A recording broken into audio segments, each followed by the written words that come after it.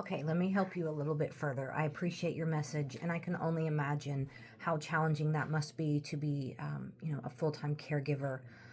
But you do have a brain, so just take a breath, and you can get through this. Okay, you definitely can get through this. So let me make this as easy as possible on you. Okay, what you have in the second paragraph here is a wonderful thesis and key points. So you're going to have an introduction.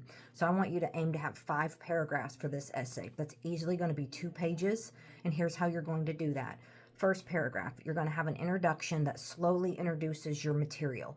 Have a hook, a lead in. That last sentence of your introduction is going to be this sentence right here.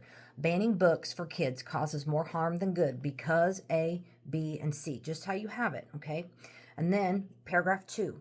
The first reason that banning books harms kids is that there are fewer books to read. Okay, and you're going to have one source in there and tell us all the reasons why there are fewer books to read and how that's going to harm kids. Then you're going to have a transition at the end of that paragraph. That's not the only reason. Paragraph 3.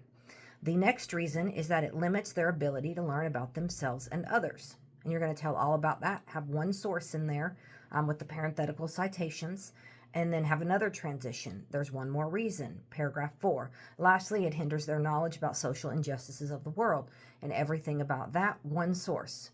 And then you're going to have your conclusion. Okay, so and then you'll have a reference page with your 3 sources on it. You might have 4. So that is how you're going to organize this paper, and you're almost done. Even if it's not that great and you get, say, let's say you hypothetically get a B on it or even a C because it doesn't meet all the requirements. Oh, darn. You still are going to get a good grade. So I hope this helps. And why don't you, if you want to email me anything you have, I'll look it over and tell you if you're heading in the right direction or the wrong direction, and we'll go from there.